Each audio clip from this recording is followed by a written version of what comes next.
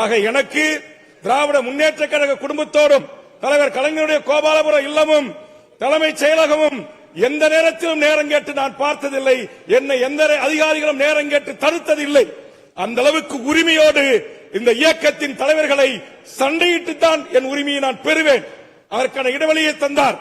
நான் தலைவர் கலைஞர் முதலமைச்சராக இருந்து அம்மையார் அவர்கள் எதிர்க்கட்சி தலைவராக இருந்து அதிமுக உறுப்பினர்கள் அனைவரும் அன்றைக்கு பேரவைத் தலைவராக நீக்கிய பிறகு உள்ளே வர முடியாத ஒரு சூழலில் ஒற்றை மனிதராக இருந்த அம்மையார் ஜெயலலிதா அவர்களுக்கும் எனக்கும் 1-to-1 வாக்குவாதம் ஏற்பட்டது.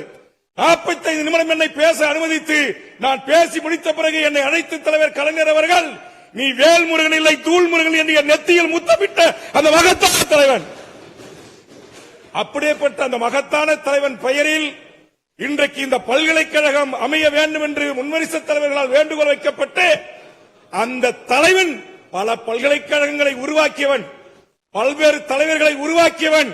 அந்த தலைவனுடைய ஒரு உறுப்பினராக இருந்து, ஒரு சீடராக இருந்து, பேச்சாளராக இருந்து படிப்படியாக முன்னேறிய என் அருமை நண்பன் கோவிச்செழியன் அந்த தலைவன் பெயரால் அமையப்பெறுகின்ற பல்கலைக்கழகத்திற்கு அந்த கோப்புகளிலே கையெழுத்து போடுகிற அரசியல் அதிகாரத்தை தந்த அந்த தலைவனை எண்ணுகிறேன். அந்த தலைவனின் தலை புதல்வன் நம்முடைய தமிழகத்தின் முதலமைச்சர் அவர்கள்தான் அந்த பதவி அவருக்கு தந்திருக்கிறார்.